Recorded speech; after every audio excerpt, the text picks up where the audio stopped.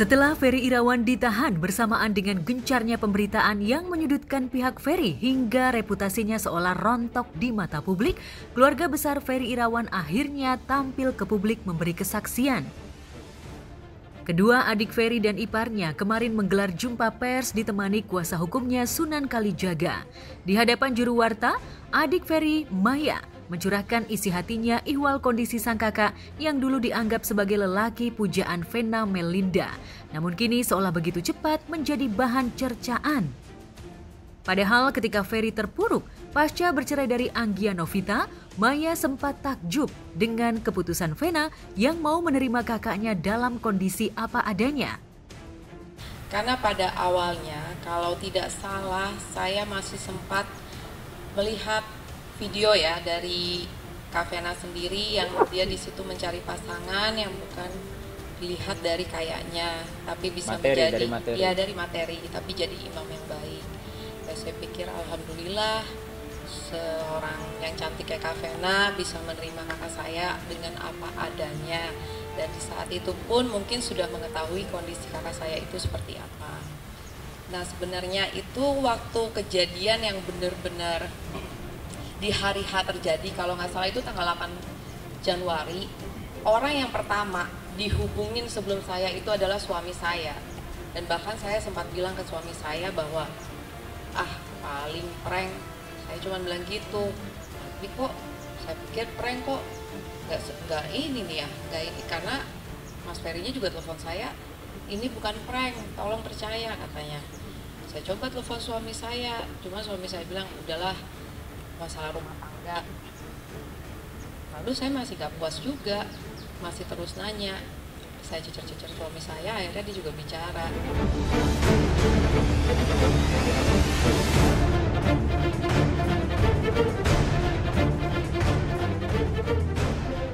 Lu ngapain Vena gitu? Oh ada. Apa jawaban Ferry? Gak diapa-apain katanya. Ini cuman awalnya ribut biasa, namun tiba-tiba histeris Kak Venanya katanya, histeris. Enggak, saya tetap penasaran, saya tetap gimana, saya kan juga seorang perempuan ya, jadi saya merasa apa ini kok bisa sampai berdarah, terus saya apa ditampar, apa dicubit, atau ditonjok, atau dibanting, dipiting, atau diinjak, ada nggak? Maksudnya yang Ferry akuin, itu di berita semua belum tentu benar, tapi memang saya misalnya ya saya cuma nyubit, apa gimana, ada nggak? Dia cerita begitu sama Mbak Maya? Gak ada sih, dia cuma bilang dicekcok. Terus saya tetap cecer, gak puas. Iya, tapi ini lo apain? Saya tetap tanya gitu. Tapi dia bilang, apa yang gak apa-apain Kak Vena, Mai? Apa itu sayang banget sama Kak Vena? Apa itu menenangkan aja? Tapi saya tetap rasanya kok apa sih gitu loh. Saya pengen tahu banget, tapi ini kedua belah pihak sama sekali saya juga belum dapat penjelasan apa-apa. Kan nggak mungkin saya langsung menyudutkan abang saya juga, saya harus tahu juga dong abang saya yang dilakukan apa saat itu gitu. Tapi ya sudahlah, saya pikir biar pada tenang dulu, barangkali masih pada emosi. Saya juga sempat minta maaf via WA sama Kak Vena mengenai takut saya mengganggu berkomunikasi dengan dia. Tapi cerita ketakjuban dan pujian itu seolah kini berubah 180 derajat. Vena bahkan sudah menegaskan diri tengah bersiap melayangkan gugatan cerai pasca sang suami berstatus tersangka dan ditahan di Polda Jawa Timur. Pihak keluarga Ferry yang sudah berusaha menempuh jalur kekeluargaan seolah sulit mengajak pihak Vena untuk segera berdamai. Keputusan bulat itu seolah benar-benar menutup rapat hubungan kekeluargaan yang semula sudah terbangun hangat. Waktu kejadian itu, saat mendengar pertama kali, memang ibu saya cukup shock ya saat itu, karena bagaimanapun namanya seorang ibu mendengar berita tersebut seperti ditimpa sesuatu yang besar. Dan saat itu juga ibu saya mencoba untuk berkomunikasi, namun tidak diangkat oleh pihak yang merasa menjadi korban.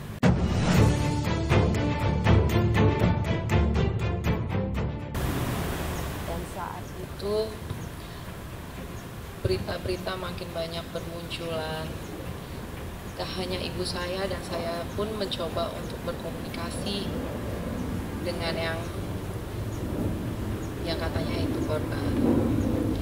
Namun tidak diangkat juga. Saya coba WA juga tidak ada respon, tapi WA-nya sudah dibaca. Saya saat itu bingung, ini kenapa?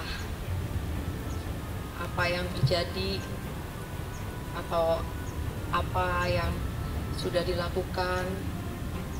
Saya pikir kalau namanya keributan itu pasti ada di setiap dalam rumah tangga. Hanya kita tuh terus berimajinasi, ini kenapa? Karena kita cuma dikirimkan sebuah foto. Lalu di situ saya cuma bisa menenangkan ibu saya. Saya nggak bisa bicara banyak. Saya cuma bilang, Mam, tolong tenangin. Kita ini juga nggak tahu apa-apa.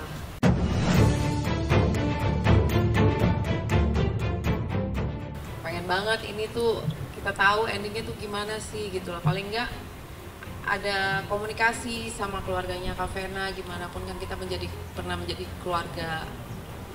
Kita pernah sayang-sayangan, ketawa TV bareng, bercanda, guyonan lah semuanya gitu loh. Bener-bener kayak sebuah keluarga yang normal aja, nggak ada apa-apa. Makanya kalau aku bingung, 3 bulan terakhir ada KDRT, masa sih gitu loh, kakak aku kejam banget. Kayaknya nggak deh gitu, masih kurang percaya. Tapi ya yang tahu kan hanya mereka berdua, karena kondisinya kalau di kamar itu nggak mungkin dong di hotel itu ada CCTV.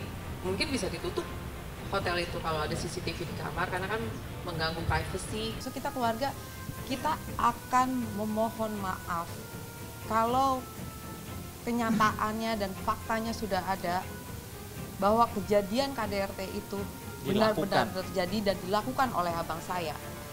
Tapi kalau kita pun belum benar-benar menerima penjelasan apapun dari pihak manapun berdasarkan rumor yang terjadi dan opini yang terjadi, wah mau gimana minta maaf. Kita juga dari awalnya mau kekeluargaan kok, nggak ada yang mau saling menghujat, membuka aib apa. Yeah. Semua orang punya aib, kan nggak pantas juga dibuka-buka di luar.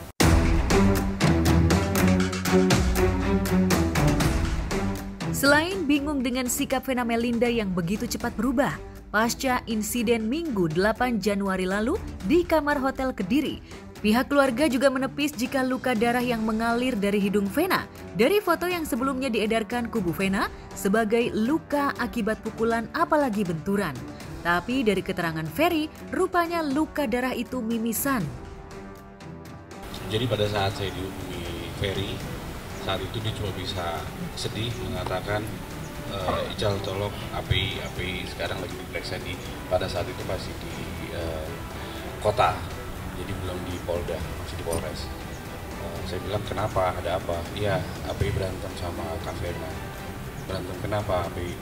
Ya biasalah, percocokan segala macam, tapi memang pada saat itu tiba-tiba Kak Vena mimisan. Saking pada saat itu Kak Vena histeris, beliau coba menerangkan.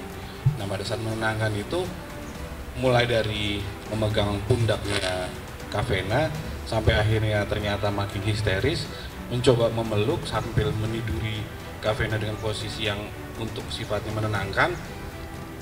Tapi informasinya ternyata di situ Kak Vena juga makin meninggi dan sedikit agak menantang, memajukan mukanya sampai akhirnya sentuhan antara dahi dengan dahi, berontak lagi, preset ke hidung dan akhirnya mimisan.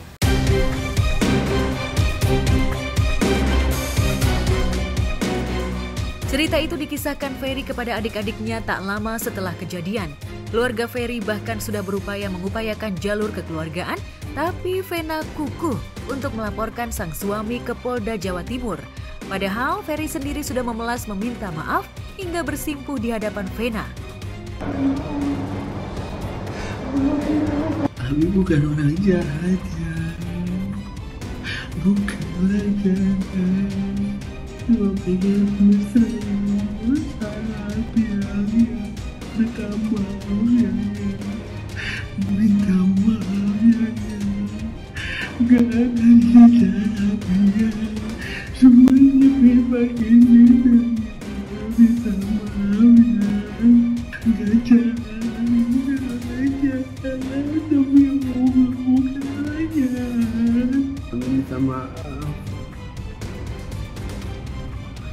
Abi mohon ampun ya. Maafin Abi. Mami, ayo maafin Abi. Maafin Ferry. Mohon Abi minta maaf ya.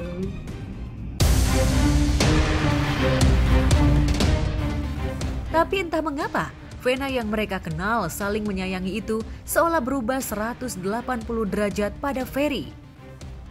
Sering juga kita jalan bareng, bahkan sampai bulan Desember tuh ada 2 momen yang kayaknya tuh rasanya saya benar-benar enak banget ya, kita punya keluarga baru, pergi ke Dufan salah satunya, sama ke mana ya, ke Puncak. Itu pergi sama Mas Ferry sama Mbak Vena. Semua sih keluarga dari Kak Vena. Bulan apa? Juga. Diperjelas bulan apa? Bulan Desember. Bulan Desember. Kalau Artinya Mbak waktu jalan-jalan sekeluarga tuh ngelihat nggak? Misalnya Mas Ferry bentak atau ada KDRT nyubit atau sekalipun sih nggak ada ya.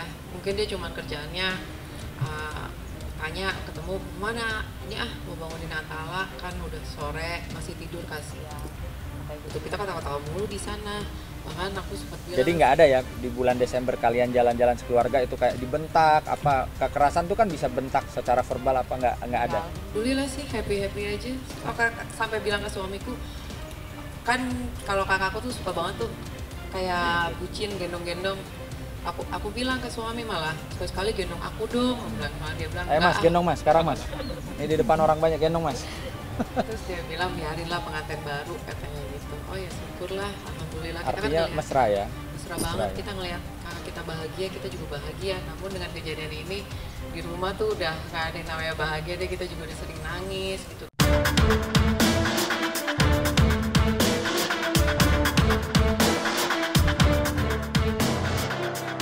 Kejanggalan soal luka darah yang mengalir dengan bukti hanya satu foto yang beredar memang sempat dianalisis pakar telematika Abimanyu. Pakar itu merasa janggal ketika melihat posisi dan aliran darah, termasuk mengapa hanya satu foto dan tidak ada foto pembanding lain. Apalagi biasanya seorang wanita untuk keperluan bukan sebagai bukti saja bisa berkali-kali memfoto, apalagi untuk dijadikan sebagai bukti. Bahwa itu terjadi karena korban KDRT, ya. Hanya baru yang kasus di situ yang tersebar dan kemudian itu yang dilakukan pemeriksaan, jadi kemudian referensinya itu ke sana. Nah, kalau kita udah bicara sekarang referensi di sini berarti memang buktinya hanya yang itu. Nah, setelah kita periksa, ini lukanya ini nggak main-main, gitu kan? Dengan model kayak gitu, waduh lukanya sangat parah. Orang dengan luka yang seperti ini harusnya fotonya nggak hanya cuma sekali. Bagaimana mungkin seseorang yang sangat terbiasa menggunakan selfie dan kemudian selalu menggunakan selfie kemanapun juga foto-foto, giliran mengalami KDRT dan tahu bahwa foto ini akan menjadi andalan untuk sebagai bukti baik ke media maupun ke kepolisian, kok bikinnya cuma satu? Ya, ini sudah suatu yang tanda tanya gitu.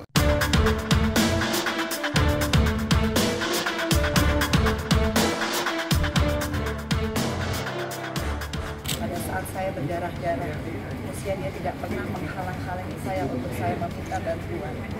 Saya waktu itu berdarah begitu banyak, saya mau ambil handphone saya ditarik.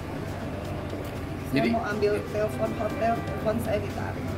Kemudian saya berhasil keluar, qadarullah Allah yang membuat saya bisa lari sedemikian kecil. Saya keluar ke koridor hotel, saya minta tolong. Nggak ada yang nolongin, hanya sampai di depan lift saya ketemu sama mbak-mbak bagian kebersihan. Situ dia kaget lihat saya berdarah-darah. Dan memang pada saat itu Ferry menyuruh mbaknya mundur, makanya mbaknya mundur. Tapi sebelum mundur saya udah bilang, Mbak tolong panggil polisi, tolong panggil polisi.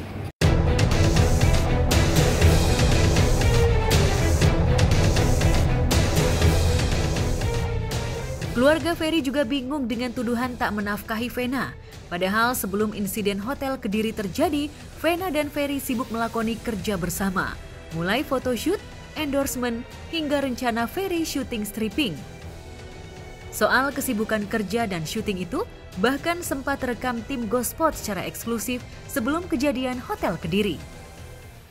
sekarang alhamdulillah kita bisa foto shoot hari ini karena kurang lebih di bulan Desember kita akan launching produk. Jadi emang bersamaan juga aku turun ke dapil, sekalian aku sosialisasi produk aku, sekalian aku nge-YouTube. Karena sekarang ini kan media beda ya. Alhamdulillah kemarin Vakum tuh bikin YouTube channel yang udah ada penonton setia. Sedih pasti. Ya ampun, saya bilang kakak saya kok begitu banget kayaknya kalau di luaran. Rasa-rasanya sebagai adik yang melihat langsung ya seperti itu. Kita kemana-mana juga dia yang bayarin kok. Kalau kita mau ngeluarin duit udah API aja. Duit mak kamu mah udah buat anak-anak aja katanya gitu. Kita kan nanya-nanya juga. Sekarang lagi ada kerjaan apa? Dia bilang, oh lagi ada endorse ini nih, alhamdulillah. Malah dia bilang, katanya punya adik ya. Wah kita makan dong, saya bilang gitu. Ya entarlah, biarin buat Kak Vena dulu, pengen nyenengin Kak Vena sama Fania. Oh ya udah, aku bilang seneng-seneng lah.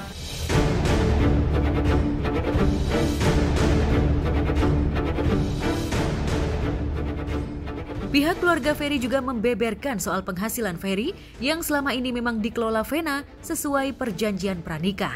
Ya, Ibunda Ferel yang sesumbar menikahi Ferry karena Allah itu rupanya sudah membuat perjanjian pranikah. Perjanjian pranikah itu bahkan diakui Ferry dan Vena dibuat secara sadar. Kala itu Ferry mengaku mau membuat perjanjian pranikah untuk memastikan pada sang istri soal kepastian aset dan harta benda. Berita yang bahwa Mas Ferry ya, itu juga yang berita tidak menafkahi itu juga saya bilang nggak benar ya. Karena apa? Mas Ferry itu banyak yang masuk endorsannya yang dikelola oleh Vena. Jadi semua penghasilan Vena itu penghasilannya Ferry masuk ke Vena. Yang maintenance adalah Vena. Itu sesuai dengan perjanjian pranikah mereka ya.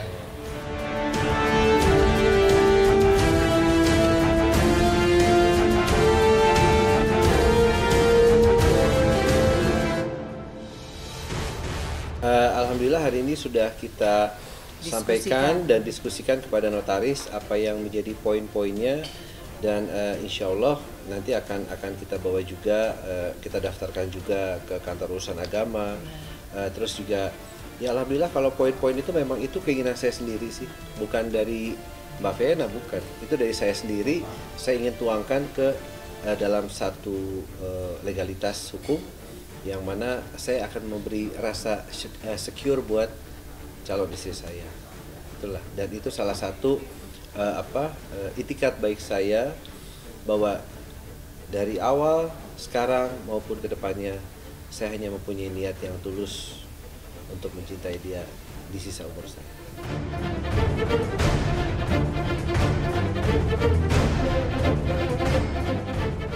Ya, setelah berhasil menjebloskan Ferry ke penjara, Vena sendiri memang sempat sesumbar mengaku sudah tak dinafkahi selama 3 bulan oleh Ferry. Bahkan kuasa hukumnya Hotman Paris membeberkan jika Ferry sangat bergantung secara ekonomi dari hal kecil bayar transport online hingga kebutuhan beli baju bulanan. Beban itu diklaim Hotman dibebankan pada Vena. Balik lagi ya, tujuannya kakak saya itu menafkahi sebenarnya bukan dari nominal, tapi memang niatnya dan kewajiban dia sebagai seorang suami.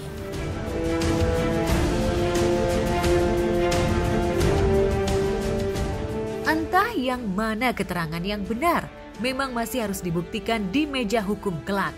Tapi dari suara lantang dan perlawanannya, Vena seolah hakul yakin tak ingin mencabut laporan.